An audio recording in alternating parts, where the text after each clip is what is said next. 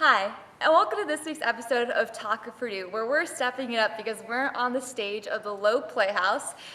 Just 20 minutes ago, the presidential search forum for undergraduates hosted by the Purdue Student Government had concluded. Up on the stage at the same table were 3 presidential search committee members and the student trustee on the board of trustees, Miranda McCormack. And we're joined by the vice president for Purdue Student Government, Monica Harvey, who was out in the audience throughout the whole forum, passing around a microphone so each student could either ask a question or give their own input on the presidential search.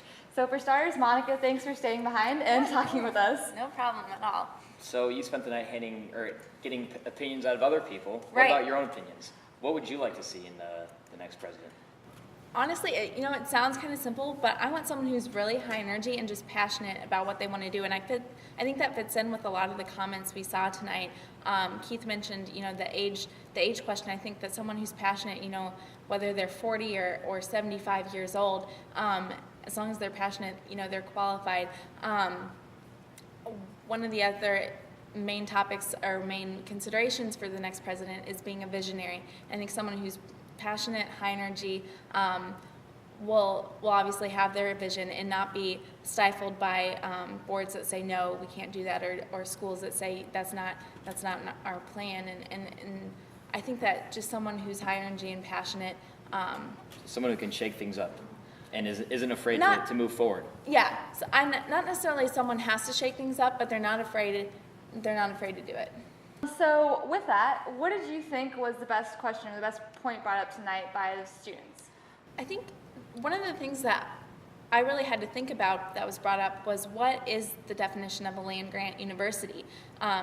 We are a land-grant institution, however, we're not the same land-grant institution we were in 1869 when we were founded, and so what does that mean today? Do we focus on what's in Indiana, or do we focus globally, then bring that back to Indiana? And so it just posed a lot of questions, and I think a lot of interpretations that the committee can now take back and think about as they progress through the process. So have you nominated anyone?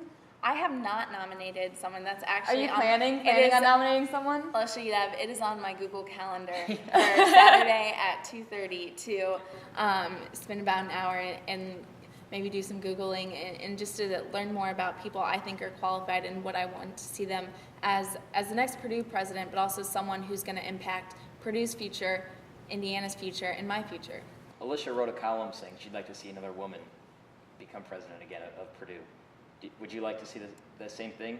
I would like to see the best candidate possible in Purdue. I would love, I'd love for that to be a woman, but I want the best candidate. Great. So our final question for Monica, who is the talk of Purdue even this week, but especially today. What should Purdue be talking about this weekend? I think students, as they're deciding what costume should I wear Friday night, Saturday night, Sunday night, Monday night, while they're trying to figure out, those next costumes, take a little bit of time and think about, what do I want in my next president? That's what they should be talking about. I was thinking I was going to grow out a goatee and be Brett, Purdue Student Government president for Halloween. Think that'd be a good costume? I think that'd be good. I think, Right, yeah. pull it off. All you need is a suit, paisley tie. Pen, yeah. A pin, and I need to grow a little bit. And some wicked dance moves. Some gel. Yeah. Yeah. Great. Well, thank you, Monica, for joining us this week, and thanks everyone for watching.